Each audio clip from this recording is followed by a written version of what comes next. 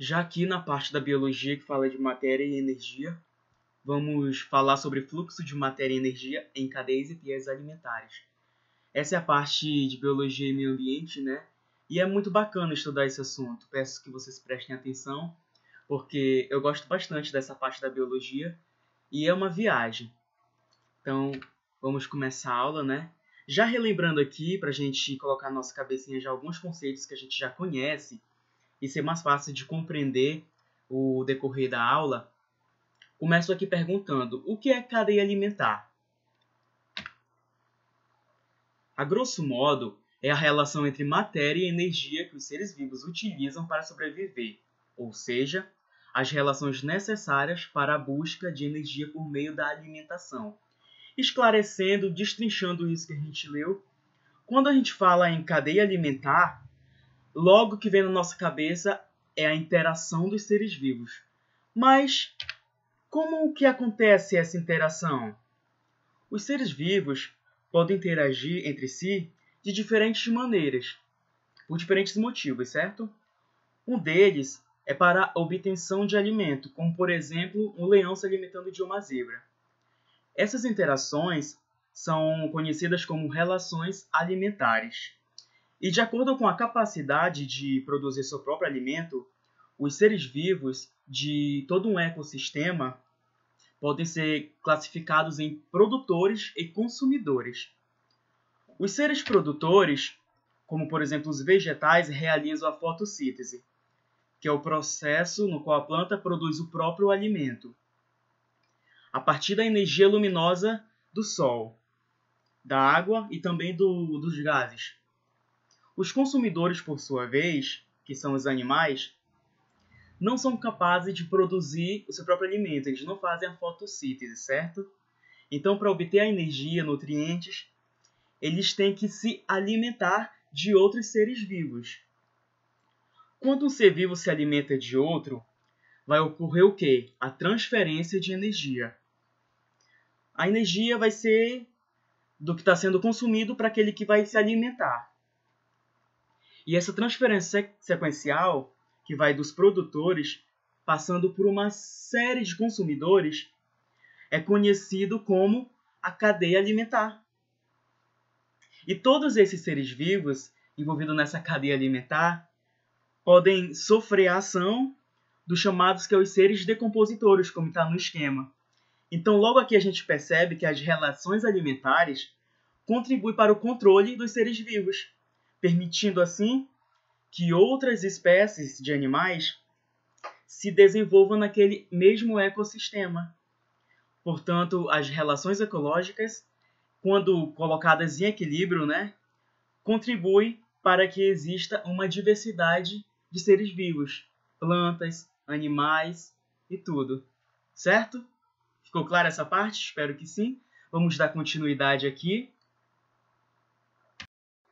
Então, indo aqui para fluxo de energia e ciclo de matéria, eu preparei um esqueminha para vocês, para ficar mais fácil de entender essa parte. Então, vamos ver aqui da energia solar. Não é todo organismo que consegue absorver a energia aproveitável do Sol. Por exemplo, nós seres humanos. Se a gente fica pegando o Sol, a gente não vai ter energia para saltar, para pular, para ir para academia, para se alimentar, para pensar. Não vai ter. No máximo, a gente vai estar pegando vitamina C na pele, um bronzeado, ou se em excesso e sem proteção, a gente pode pegar uma doença, um câncer de pele, que Deus nos livre. Mas, por exemplo, as plantas elas conseguem capturar a energia luminosa e transformar em energia química aproveitável, que na biologia a gente conhece como os seres autótrofos. Mas por que eles conseguem fazer isso? Então, basicamente, dentro das células vegetais, temos uma organela especial chamada de cloroplasto, que essa estrutura que está no esquema, que é mais ou menos assim. O que é esse cloroplasto? É uma organela, como eu já falei, que dentro dela tem umas estruturas que parecem assim moedas empilhadas, que a gente chama essas estruturas dentro dela de tilacoides. E é na membrana desses tilacoides dessas bolinhas, que existe um pigmento verde muito conhecido chamado de clorofila. E essa clorofila que está presente, ela é extremamente importante, porque ela consegue aproveitar a energia luminosa do Sol e transformar ela em matéria orgânica, que é o quê? Essa forma química que eu coloquei para vocês, que é a glicose, gente. Sempre que eu disser glicose, vocês associam com comida, se associa com energia. Ela é um alimento primordial da planta e consequente dos animais também, certo? Então é nela que vai estar armazenado a energia que foi capturada do Sol, devido a vários processos químicos que ocorreu, certo? E a produção de glicose que vem da planta, ela é muito importante por isso, porque ela vai estar associada diretamente à energia. Então, quando a gente vê todo aquele processo de cadeia alimentar, a vaquinha, por exemplo, que nós somos humanos, mas eu não como nada de salada, não como nada verde, então eu não absorvo isso. Não, a gente absorve, porque se você come a vaquinha lá, o boizinho, a carne, o bife, ela se alimenta de planta. Então a gente vai acabando consumindo essa energia também, certo? Então, conforme a gente foi vendo, né, a gente viu, relembrou um pouquinho, viu o conceito interno, né, toda a parte química, como é feito, como acontece, basicamente, claro. E então a gente vai entender um pouquinho mais sobre o fluxo de energia na cadeia, ó, certo, pessoal?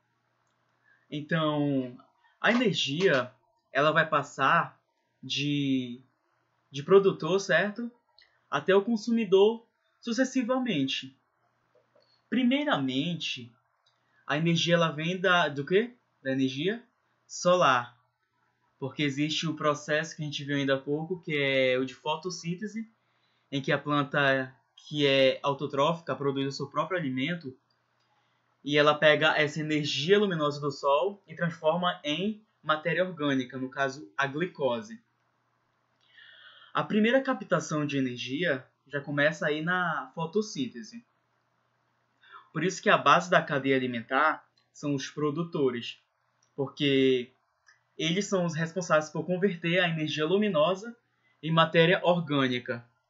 E também eles captam a energia para as atividades, certo? Mas isso já é assunto de outra coisa.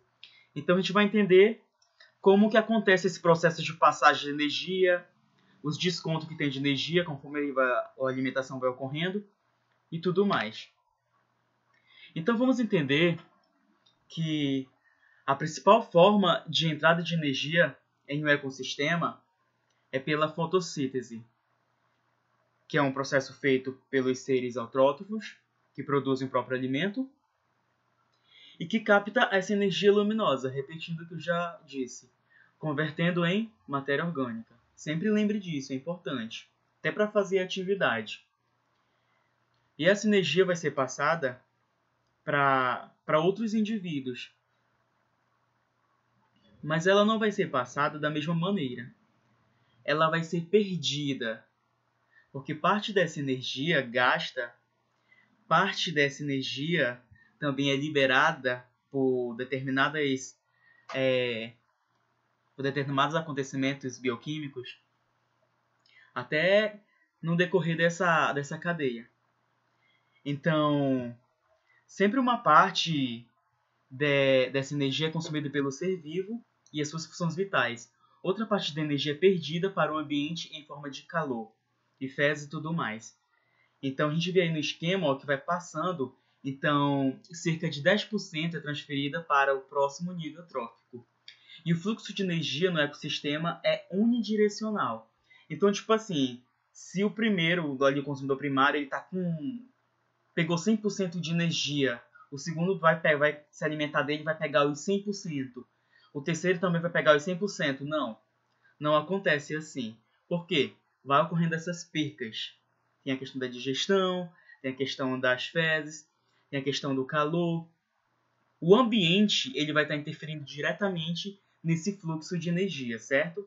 Então lembre-se, o fluxo de energia ele ocorre perca conforme vai acontecendo. Então, sempre o consumidor primário ele vai estar com maior índice de energia do que o último. No caso ali, a planta ela vai estar com mais energia do que o último animal que aparece ali, o gavião. Ficou clara essa informação? Bom, gente, essa é a referência do livro que eu usei para fazer essa aula. Espero que vocês tenham entendido. Se eu fui redundante, peço desculpa, porque eu realmente quero que vocês aprendam. Esse é um assunto bastante importante. Está se aproximando do Enem, né, que vocês já estão no ensino médio. E também para a vida, né, para a gente entender como acontece. Porque a biologia é algo lindo e eu tenho o maior prazer de ensinar e espero que vocês tenham prazer em aprender também. Então, sem mais delongas, eu agradeço a atenção de vocês. Bons estudos e eu vou mandar atividade também, certo? Muito obrigado e até a próxima. Um abraço bem grande.